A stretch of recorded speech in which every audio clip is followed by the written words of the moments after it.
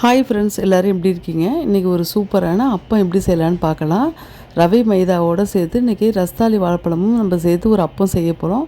வாங்க எப்படி செய்யலான்னு பார்க்கலாம். இந்த அப்பத்துக்கு பார்த்திங்கன்னா நான் இன்றைக்கி ரஸ்தாளி வாழைப்பழம் தான் எடுத்திருக்கேன். பூவம்பழமும் நம்ம சேர்த்துக்கலாம், அது நம்ம விருப்பம் தான். ரஸ்தாளியும் நல்லா டேஸ்ட்டாக இருக்கும். அடுத்து பார்த்திங்கன்னா ஒரு 5 ஏலக்காய் போல் நான் கொஞ்சமாக ஜீனி போட்டு நான் பொடிச்சு வச்சுருக்கேன். வாழைப்பழம் நான் கடையில் தாங்க வாங்கி வச்சுருந்தேன். அடுத்து பார்த்திங்கன்னா ஒரு நாள் ஃபங்க்ஷன் போயிட்டு வரதுக்குள்ள ஒரே நாளே நல்லா பழுத்துருச்சு. இந்த மாதிரி பழுத்துருந்தாலும் ஓகே தான், ஒன்றும் பிரச்சனை இல்லை, நல்லாயிருக்கும். இப்போ இந்த பவுலாலே பார்த்திங்கன்னா ஒரு 1.5 பவுல் அளவுக்கு நான் ரவை சேர்த்துருக்கேன்.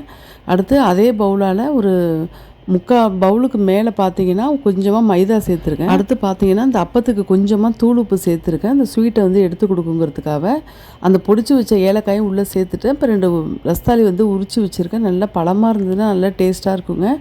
எந்த அளவுக்கு நம்ம வாழைப்பழம் சேர்க்குறோமோ அந்தளவுக்கு நல்லா டேஸ்ட்டாகவும் இருக்கும்.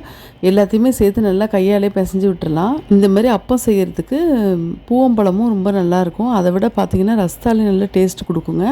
எந்த பவுலால் நம்ம ரவையெல்லாம் அளந்தோமோ அதே பவுலால் கரெக்டாக ஒரு பவுல் நான் ஜீனியை சேர்த்துக்கிறேங்க. உங்களுக்கு தேவைப்பட்டிங்கன்னா நாட்டு சர்க்கரையும் சேர்த்துக்கலாம்.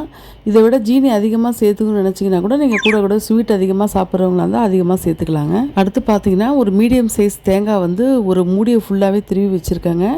அதை நம்ம கொஞ்சம் நெய்யில் வறுத்துட்டு தான் நம்ம உள்ளே சேர்க்கணும். அதனால் ஒரு எண்ணெய் சட்டியில் ஒரு 2 ஸ்பூன் அளவுக்கு நெய் கொஞ்சமாக விட்டாலே போதும், ரொம்ப அதிகமாக தேவை கிடையாது. அதில் பார்த்திங்கன்னா இந்த தேங்காயை ரொம்பலாம் வதக்கக்கூடாது, ஓரளவு கொஞ்சம் வாசனை வர வரைக்கும் வதக்கிட்டு நம்ம இப்போ இந்த மிக்சிங்கில் நம்ம கலந்து சேர்த்துக்கலாங்க. இப்போ தேங்காயோடு சேர்த்து நல்லா பெசரி விட்டுக்கலாங்க. தேவைப்பட்டால் கொஞ்சமாக தண்ணி சேர்த்து நல்லா பிசைஞ்சு இது வாழைப்பழம்லாம் ஃபுல்லாகவே கரையிற அளவுக்கு நல்லா பிசைஞ்சு விட்டுட்டு கரெக்டாக ஒரு 1 ஹவர் போல் நான் ஊற வச்சுட்டேங்க. ஒரு மூடி போட்டு மூடி வச்சிடலாம். வாழைப்பழம் தனியாக எடுத்துக்காத பசங்களுக்கெல்லாம் பார்த்திங்கன்னா இந்த மாதிரி ஒரு அப்பமாவோ பணியாரமாவோ செஞ்சு கொடுத்தா நல்லா லைக் பண்ணி சாப்பிடுவாங்க. அது உடம்புக்கு ரொம்ப நல்லதுங்க. கரெக்டாக ஊற வச்சு 1 ஹவர் ஆகிடுச்சிங்க. இப்போ பார்த்திங்கன்னா ஒரு 1/2 ஹவர் வெளியில் இருந்தாலே போதும். அடுத்து 1/2 ஹவருக்கு நம்ம ஃப்ரிட்ஜுக்குள்ளே வச்சுட்டாலே போதுங்க. வெளியிலே ரொம்ப இருந்ததுன்னா புளிச்சு போகிறதுக்கு வாய்ப்புகள் இருக்குது. ஆனால் நல்லா ஊறி தான் இருக்கும். இருந்தாலும் ஒரு 1/2 ஹவர் நான் எப்போதும் வெளியில் வச்சுட்டு நான் ஃப்ரிட்ஜில் வச்சுருவேன்.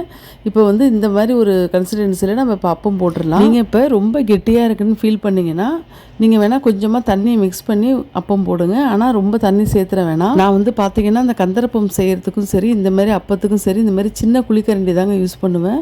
அது ரொம்ப கரெக்டாக இருக்கும். அடுத்து அப்பத்தை பார்த்திங்கன்னா மீடியம் ஃப்ளேம்லேயே இருக்கட்டும். எண்ணெய் நல்லா காஞ்சிருக்கணும். அதே நேரத்தில் நம்ம அப்பம்லாம் உள்ளே போட்டதுக்கப்புறம் ஊற்றுனதுக்கப்புறம் பார்த்திங்கன்னா மீடியம் ஃப்ளேமில் தான் இருக்கணும். அப்போ தான், இல்லைனா வெளியில் செவந்துடும், உள்ளே வேகாத மாதிரி போயிடும். அதனால் கொஞ்சம் மீடியம் ஃப்ளேம்லேயே வச்சுட்டு இது பண்ணணும். ரொம்பவும் சிம்மில் இருந்ததுன்னா எண்ணெய் உறிஞ்சிரும். அதனால் பார்த்துக்கணுங்க. அவ்வளோதாங்க, அப்போ சூப்பராக ரெடி ஆகிடுச்சு. இது ரொம்ப டேஸ்ட்டாக இருக்குங்க. எவ்வளோ சாப்பிட்டாலும் சாப்பிட்டுட்டே இருக்கலாங்கிற அளவுக்கு இருக்கும். இது பார்த்திங்கன்னா ஈவினிங் ஸ்நாக்ஸாக கூட நம்ம செஞ்சு கொடுக்கலாம் வீட்டில் உள்ளவங்களுக்கெல்லாம். இந்த அப்பம் பார்த்திங்கன்னா வெளியில் கிறிஸ்பியாக இருக்கும், உள்ளே சாஃப்டாக இருக்கும். இந்த வாழைப்பழ டேஸ்ட்டு சூப்பராக இறங்கியிருக்குங்க. சூட்டோடு போடுறதுனால தான் கொஞ்சம் ஒன்று சேர்ந்த மாதிரி இருக்குது, தனித்தனியாக தான் இருக்கும். நீங்களும் உங்கள் வீட்டில் ட்ரை பண்ணி பார்த்துட்டு எப்படி இருக்குன்னு சொல்லிட்டு எனக்கு கமெண்ட்டில் சொல்லுங்கள் ஃப்ரெண்ட்ஸ். இந்த வீடியோ பிடிச்சா லைக் பண்ணுங்கள் ஃப்ரெண்ட்ஸ். நீங்கள் என்னோடய சேனலுக்கு புதுசாக இருந்தீங்கன்னா சப்ஸ்கிரைப் பண்ணுங்கள். தொடர்ந்து சப்போர்ட் பண்ணுங்கள். ஃப்ரெண்ட்ஸ் அண்ட் ஃபேமிலிக்கு ஷேர் பண்ணி விடுங்க. தேங்க்ஸ் ஃபார் வாட்சிங்.